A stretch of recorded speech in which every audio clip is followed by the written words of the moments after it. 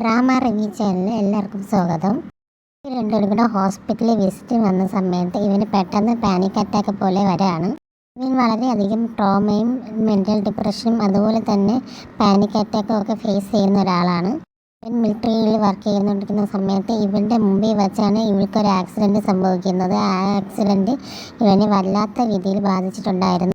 ഇവന് മറ്റുള്ളവർ എപ്പോഴും അവളെ ആക്രമിക്കാൻ വരുന്നത് പോലെയൊക്കെയാണ് ഇവനെപ്പോഴും തോന്നുന്നത്. അങ്ങനെ ഹോസ്പിറ്റലിൽ ഒരാൾ ഇവൻ്റെ ദേഹത്ത് തട്ടിപ്പോയപ്പോഴത്തേക്കും അവിടെയുള്ള ആൾക്കാരെല്ലാം മിലിറ്ററി ക്യാമ്പിലുണ്ടായിരുന്ന എനിമീസായിട്ട് ഇവന് ഫീൽ ആവുകയാണ്. ആ അപകടത്തിൽ ഇവൻ്റെ കൈവിരലുകളൊക്കെ ഇവന് നഷ്ടപ്പെട്ടിട്ടുണ്ടായിരുന്നു. അത് ഇവനെ വല്ലാത്തൊരു ട്രോമയിലേക്ക് കൊണ്ടുപോയിട്ടുണ്ടായിരുന്നു. ഇവൻ്റെ മുമ്പിൽ വെച്ച് ഇവളെയും കൊല്ലാൻ ശ്രമിച്ചതിൻ്റെയും ഒക്കെ ട്രോമ അവന് നന്നായിട്ടുണ്ട്.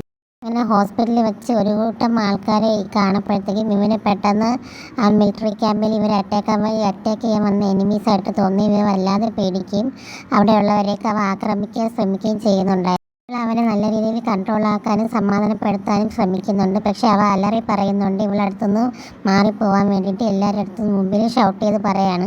പോലീസിനെ വിളിക്കുമെന്ന് പറയുമ്പോഴത്തേക്കും അവൾ എല്ലാവരുടെ അടുത്തും മാപ്പ് ചോദിച്ചുകൊണ്ട് ഇവന് സുഖമില്ലാത്ത കാര്യം പറയുന്നുണ്ട്. അങ്ങനെ എല്ലാവരും അവൻ്റെ സിറ്റുവേഷൻ മനസ്സിലാക്കിയിട്ട് അവിടെ നിന്ന് പോകുന്നുണ്ട്.